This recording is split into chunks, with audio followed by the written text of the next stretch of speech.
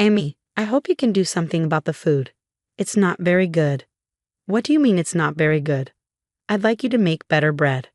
They sell better ovens to bake bread nowadays. Fine then. I'll tell the housekeeper, Emanuela, about this. I am Amy Anderson, 35 years old, and currently a full-time FX trader working from home. I met my husband Eric, who is 2 years older than me, at my previous job. When we first met, we worked for a small mail order company. He was in the pet food department, and I was in the cosmetics department answering customer phone calls. Our company habitually flouted labor regulations, so we worked overtime every day, often getting home late. We always looked forward to going out for a drink once a week after overtime with a group of coworkers. Despite our high salaries from overtime, we had little time to enjoy it, and our weekly outings were a welcome escape. I started dating Eric, who was part of that group, and we got married 3 years ago. I quit my job when we got married and stayed home for a while before looking for a job I could do from home. I came across FX trading, bought numerous books, gathered information online, and studied extensively before diving into it. It took time and effort to become profitable. But I eventually developed my own trading style and started earning consistently. I even bought a computer specifically for FX trading, opened a trading account, and practiced with demo trades and small amounts initially. However, my in-laws, Nicholas and Julia, who now live with us, don't understand my work. Nicholas retired last year, and they were living in municipal housing. Eric invited them to live with us in our 3-bedroom apartment, thinking it would be difficult for them to live on their pension alone. I pay the rent for the apartment, and ever since I started earning money through FX trading, I have covered all the living expenses. Dad, Mom, Amy will take care of the living expenses too, so feel free to do whatever you like, Eric assured them. Thank you, Amy. That is very kind of you, they responded gratefully. And that's how I started living with Eric's parents. I don't do any housework myself. My housekeeper, Emanuela, handles all the household chores, including cooking, which has been a great help.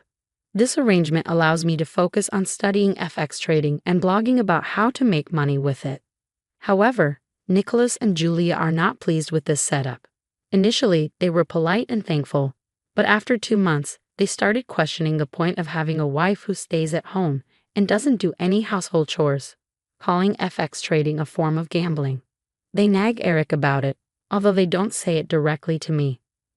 With Eric no longer paying rent or living expenses, he has become more flamboyant, always wearing custom-made suits, high-brand bags, and shoes. He loves fashion and enjoys spending money on it, so he defended me against his parents' complaints about my work. Recently, though, Eric's attitude has changed. Hey, Amy, you're always in front of the computer, you don't wear any makeup, and you only wear sweatshirts. Isn't that too plain and boring? He asked. Do I really need to put on makeup and get dressed up when I'm just staying at home, not going out? I responded. That may be fine for you, but it's not good enough for me, he said. Wait a minute, what do you mean by not good enough for you? Are you saying that just because I'm not dressing up, I'm not good enough for you? That's right. Don't you ever want to dress up for me to be more attractive to you? Attractive to you? What are you talking about? I asked, bewildered. I need to dress up for you to be attracted to me? I asked, stunned by Eric's words. Since that conversation, my husband Eric started complaining about me to Nicholas and Julia. One day after dinner, as I was about to go to the bathroom, I overheard their conversation from the living room. Amy, what is always up with her? Eric asked. She makes fun of us, doesn't she? Always makes us feel bad, Nicholas replied. That's right, that wife of yours is making fun of us. She thinks we're poor because we lived in municipal housing, Julia added. Yes, I feel that way too. And the fact that she doesn't do any household chores is her way of saying she's different from us. She's just gambling to make money, and she's so bossy about it, Eric continued. Anyone can do FX trading. Even Amy just studied a little on her own and soon started earning $80,000 every month, Nicholas said. I can do it too, Eric asserted. You're right, Eric, you can do it too. I don't like how she's bossy and arrogant when she's just making money by gambling and not working hard for it. Anyone can do what she is doing.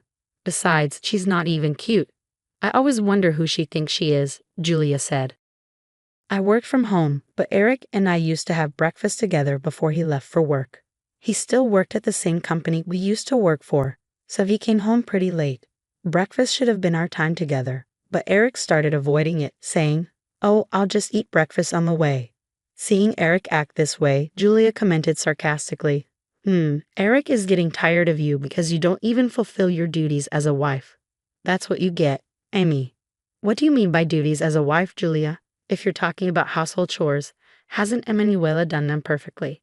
Nowadays, what you so-called duties as a wife are outdated, I retorted.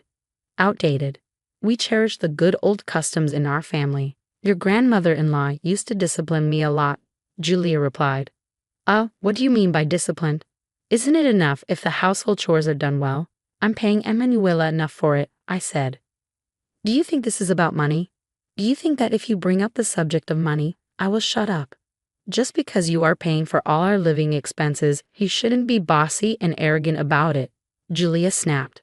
Despite her words, Julia seemed to enjoy socializing with her peers in the apartment building, buying expensive high-end brand bags with the money saved from not paying for their own living expenses. Nicholas, too, devoted his pension to his hobby of golf, purchasing new clubs and keeping a golf bag at the front door. I am the one who is covering and paying for the rent and all of their living expenses. What is up with these people?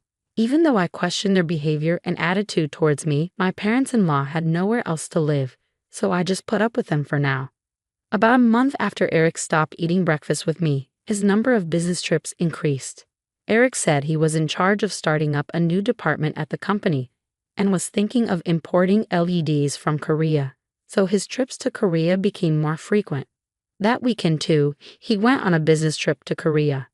Since my husband was away, I went out for dinner with Lily, a friend of mine from school, at a fancy Italian restaurant. I had been to this restaurant with Eric before, and there I saw Eric, who was supposed to be on a business trip to Korea. Lily and I were having lunch on the terrace, drinking wine and in a good mood when Lily said, "Hey Amy, isn't that your husband Eric?" When I turned around and looked inside the restaurant, I saw a woman and my husband leaving the restaurant. Oh wait, maybe I have mistaken. That is not Eric, right? Because he is supposed to be on his business trip to Korea, Lily said, trying to cheer me up. But it was obviously my husband Eric. Every time Eric said he was going on a business trip to Korea, he was actually spending the weekend with another woman. The woman with him was a petite, cute-looking woman who appeared to be in her early 20s, much younger than Eric, who is 37 years old. I recalled Eric saying, "Don't you want me to be attracted to you?" It seems certain that my husband was definitely cheating on me, so the next day, Monday, I immediately requested an affair investigation by a professional investigator. Recently, I've been receiving more and more packages addressed to Julia at home. Julia, did you buy something again? Be quiet, Amy. Do I need your permission to buy anything? No, that's not what I am saying. Julia seemed to be addicted to online shopping, buying high-end brand bags and jewelry. I worried because there are many fake high-end brand bags sold online. One day, Julia came into the room where I was working and said, "Hey Amy, I'd like you to take a look at something." "What is it?" "Just come here." I had no choice but to follow her. In the living room, she was opening a package that had just been delivered. I bought 5 bags. They were cheap as a bundle, so I bought them. When I looked at the bags, they seemed to be fake. Julia, you should be very careful buying things online because there's a high chance they might be fake, especially high-end brand bags and jewelry. Julia had paid $5,000 for the fake bags. The mail order site was well designed and didn't look like a scam at first glance, but the prices were unreasonably low. Julia paid by bank transfer, so there was no way to stop it with her credit card company, and the cooling-off period policy was well stated, so she wasn't eligible for a refund. Julia, you have to be careful about fakes when you're buying high-end brand goods online. If the price is unusually low, it's likely a fake. You have to really think it through and not jump on it just because it's cheap. Don't make it sound like I don't know what I was doing, Amy. No, it's not that. It's just you wasted $5,000 on fake bags. Shut up, shut up, shut up. Since talking didn't help, I went back to my room and continued working. After dinner on Sunday, Nicholas suddenly told me to stop doing FX trading. The previous Saturday, Nicholas went golfing with a friend from his former workplace. where he heard about Forex trading and said, "I heard that Forex trading is a scam. Amy, are you making money by scamming people?" "What? No, I'm not scamming anyone. I'm just trading currencies. How do you make money with FS trading? Scammers lure people in by saying they won't lose money, which is what I heard from my friend. Are you scamming people, Amy?" "No, I'm not making or luring people to invest in anything. I just blog about Forex for those interested. There's no scamming involved. I see you using social networks. That's what scammers use to trick people." "No, I'm just sharing helpful information. There's no scam here. You think you can fool me because I don't know anything about computers?" "No, I'm not fooling or scamming you. Dad thinks you're scamming because it seems too easy for you to make money, Amy. It's not easy money, Eric. I've explained this many times. It's not that easy. You studied a bit and now make a lot of money. It must be easy. Meanwhile, I'm busting my ass at work, starting a new department." "Eric, I thought you supported my FX trading. Do you want me to stop? If I do, what happens to the payments? We won't even be able to afford the rent." "I can pay the rent myself." Since I'm the full-time FX trader, Eric and his family have been able to live the way they do now. But my in-laws don't appreciate that and just complain about me being an FX trader. The next day, I received the results of the investigation regarding Eric's infidelity. He was definitely cheating on me with a 25-year-old woman, 12 years younger than him, who worked with him and had joined the company after I left. She accompanied Eric on his business trips to Korea. After receiving the results, I contemplated what to do. That same day, Emanuela cooked dinner for us, and as she was leaving, Julia started to speak. "Amy, we had a conversation, Nicholas, Eric, and I, and we don't like everything about you. We will live on our own, and I want you to leave." Eric had not yet returned from work. "We don't want to be supported by the money you made from your scams. I don't like the way you act like you know everything. We've talked this over with Eric and decided. Amy, I'm going to ask you to leave." I felt this was the right thing to do.